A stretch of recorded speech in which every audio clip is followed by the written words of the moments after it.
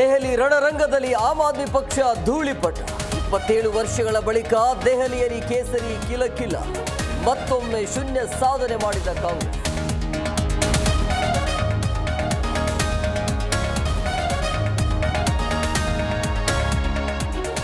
ಜೈಲಿಗೆ ಹೋದವರಿಗೆ ಸೋಲುಣಿಸಿದ ಡೆಲ್ಲಿ ಜನತೆ. ಕೇಜ್ರಿವಾಲ್ ಸಿಸೋಡಿಯಾ ಜೈನ್ಗೆ ಭಾರೀ ಮುಖಭಂಗ. ಸೋಲು ಒಪ್ಪಿಕೊಂಡಿದ್ದೇವೆ ಎಂದ ಮಾಜಿ ಸಿಎಂ.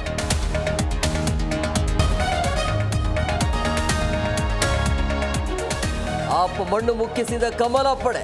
ಸಿಎಂ ಪಟ್ಟಕ್ಕಾಗಿ 7 ಜನರ ರೇಸ್. ಸ್ಮೃತಿ ಇರಾನಿ, ಕೈಲಾಸ್ ಗೆಹ್ಲೋಟ್ ಹೆಸರು ಮುಂಚೂಣಿ.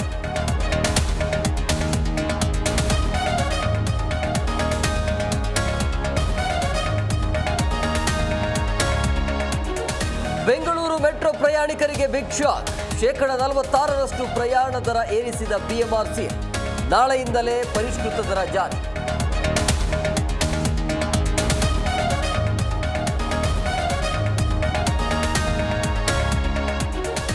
ಆಸ್ಪತ್ರೆಯಲ್ಲಿ ಶಿವಣ್ಣಗೆ ಭೇಟಿಯಾದ ಡಿಕೆಶಿ. ಆರೋಗ್ಯ ಯೋಗಕ್ಷೇಮದ ಬಗ್ಗೆ ವಿಚಾರಣೆ. ಡಿಸಿಎಂಗೆ ಧನ್ಯವಾದ ತಿಳಿಸಿದ ದೊಡ್ಡಮನೆ ಹಿರಿಯ ಮಗ.